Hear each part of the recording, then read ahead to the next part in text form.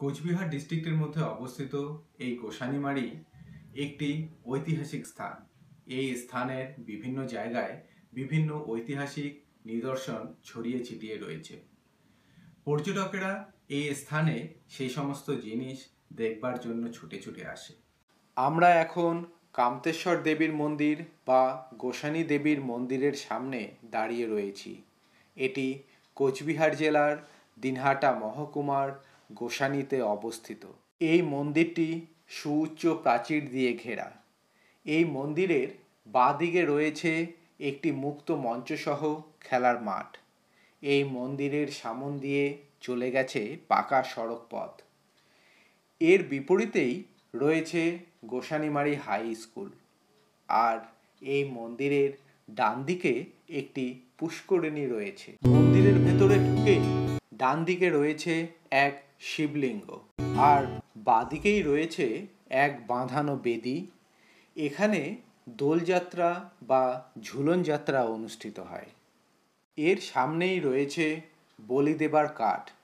এখানে প্রাচীন রীতি অনুসারে আগে প্রতি বছর দুর্গাপূজার সময় অষ্টমী তিথিতে মহিষ বলি হতো।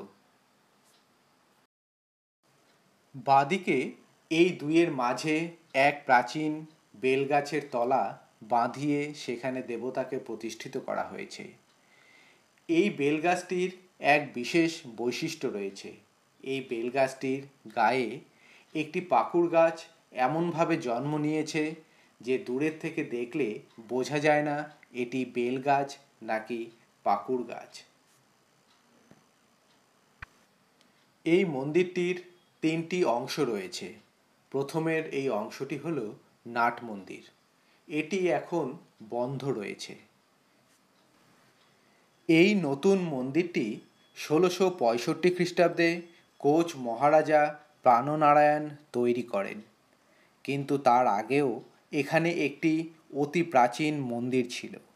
সেই মন্দিরটি কার আমলে তৈরি সেই নিয়ে বিভিন্ন মতভেদ রয়েছে।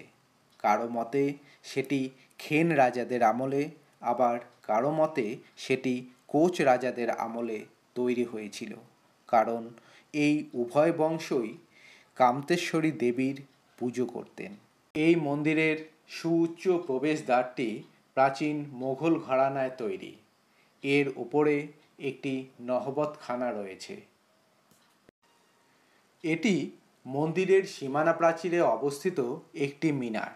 এরকম 4টি মিনার রয়েছে এই মন্দিরে। এই মন্দিরের পেছনের যে মিনার দুটি রয়েছে সেখানে দুটি শিবের মন্দির রয়েছে। মন্দিরের প্রথমের অংশটি হলো নাট মন্দির, এর পরেই রয়েছে যজ্ঞগৃহ এবং তারপরে প্রধান গর্ভগৃহ। এর পাশেই পুরোহিতদের আবাসস্থল।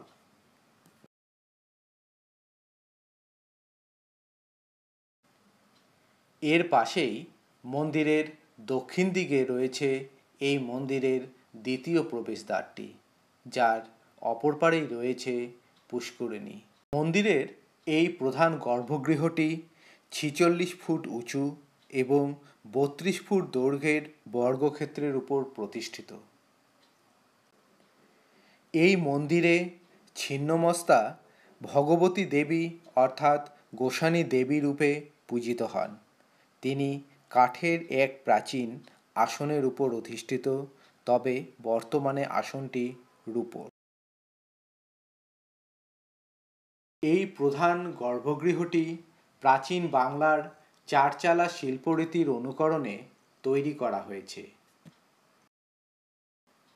এছাড়াও এই গর্ভগৃহে দুটি শিবলিঙ্গ, ব্রহ্মা শালগ্রাম শিলা অর্থাৎ নারায়ণ শিলা রয়েছে, অষ্টধাতুর গোপাল মূর্তি রয়েছে, ব্রোঞ্জের সূর্য দেবতা রয়েছে।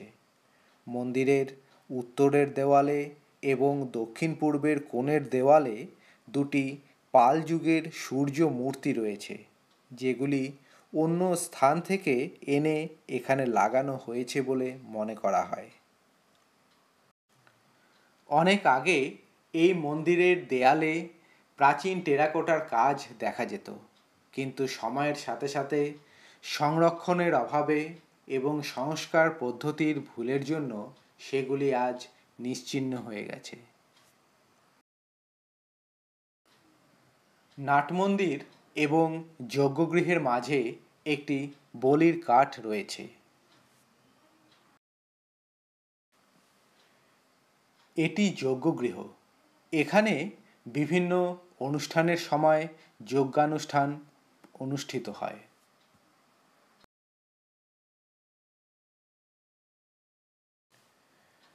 এটি মন্দিরের পেছনের অংশ। এই অংশে অনেক পুরনো ফুলের বাগান রয়েছে আর তার মাঝে রয়েছে অতি প্রাচীন কিছু আম গাছ। এই মন্দিরের পেছনের মিনার দুটিতে দুটি শিবের মন্দির রয়েছে। অতি প্রাচীন এই মন্দিরটি সময়ের ভারে পেছন দিকে হেলে গেছে। এটি পেছনের দিকে গিয়ে একটু ভালো করে লক্ষ্য করলেই বুঝতে পারা যায়। এই মন্দিরের প্রবেশপথের ডান দিকে এবং মন্দিরের পেছনে প্রাচীন ফুলের বাগান রয়েছে। সেখানে বিভিন্ন রকমের ফুলের গাছ রয়েছে। এই মন্দিরের প্রধান গর্ভগৃহের ভেতরে ছবি তোলার নিষেধ। সেজন্য গর্ভগৃহের ভেতরের কোনো ছবি তোলা হয়নি। মন্দিরের গেট সকাল 10টা থেকে 5টা পর্যন্ত খোলা থাকে। এই সময়ে দর্শনার্থীদের অনুপ্রবেশের অনুমতি দেওয়া হয়। কোচবিহার ডিস্ট্রিক্টের মধ্যে অবস্থিত এই কান্তেশ্বর দেবীর মন্দির বা গোসানী দেবীর মন্দির এটি একটি ঐতিহাসিক স্থান। এই মন্দিরটি প্রায় 350 বছরের পুরনো। তবে এর আগে এখানে যে মন্দিরটি ছিল সেটি কারা তৈরি করেছিল এবং কতদিন আগে তৈরি করেছিল তার কোনো সঠিক তথ্য জানা নেই। তবে এতটুকু বোঝা যায় যে এই মন্দিরটি অতি প্রাচীন। এই গোসানীমারীতে এই মন্দিরটি ছাড়াও বিভিন্ন ঐতিহাসিক নিদর্শন রয়েছে। যেমন এখানে রাজপাট বলে একটি জায়গা রয়েছে। সেই জায়গাটিকে মনে করা হয় তৎকালীন রাজার রাজপ্রাসাদ সেখানে ছিল। সেখানে পুরাতত্ত্ব বিভাগের তরফ থেকে খনন কার্য চালানো হয়। তার ফলে বেশ কিছু পুরাতাত্ত্বিক জিনিস বা নিদর্শন সেখানে পাওয়া গেছে। এছাড়া এখানে গড় বলে একটি জায়গা রয়েছে। সেই জায়গাটিকে মনে করা হয় সেই রাজার সীমানা প্রাচীর। এছাড়া এই গোসানীমারীর পাশ দিয়ে একটি নদী চলে গেছে। এটি জলঢাকা নদী বলা যায়, কারণ এই নদীটি এখানে এসে আদাবাড়িঘাট নদী নামে পরিচিত হয়েছে। এই নদীর চরটি এখানে প্রায় 2.25 কিলোমিটার চওড়া।